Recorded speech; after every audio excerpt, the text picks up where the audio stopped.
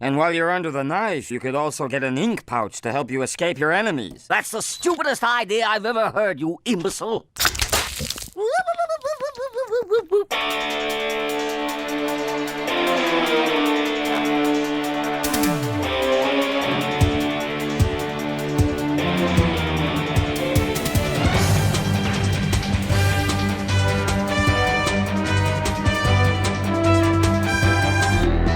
Hello everyone, Skippy here, and welcome to One Piece episode 931, directed by Yutaka Nakashima and supervised by Yusuke Isochi.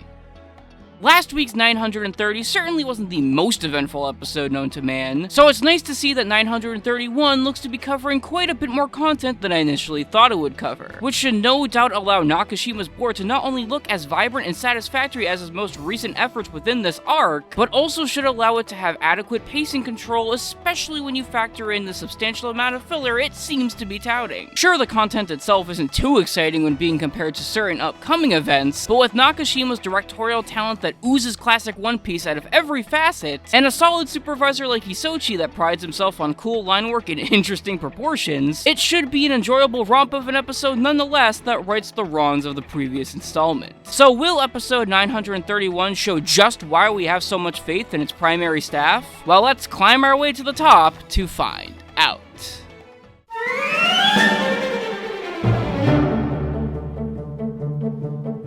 This episode covers the last 7 pages of chapter 935 and the first nearly 6 pages of chapter 936. But practically all of the first half is brand new filler created specifically for the anime, that depicts the Udon staff trying to prevent Luffy and Hyo from escaping while Raizo attempts to find our captain, and as per the Nakashima norm, there's slight extensions to canon content here and there, along with a tiny bit of restructuring to make things feel more natural, which when added on top of Nakashima's already excellent direction that blends together perfect OST choices and some of the best comedic timing around, makes for an incredibly enjoyable episode on this front. Sure, the actual content of the filler is not as exciting as some may have initially thought, with Luffy and Hyo just kinda jumping all over the place throughout it all, but it makes their eventual recapture feel less slapdash, and adds a necessary layer of on-screen competency to the Udon jailers. And when everything else that's adapted almost verbatim feels adequately paced and as One Piece as can be, it shows very well how a skilled director can turn what is all in all a small amount of content into something special, taking every single required step to make you feel invested in every scene in order for no narrative beats to simply remain hollow, which is something that we have Nakashima's excellent storyboard to thank for as well.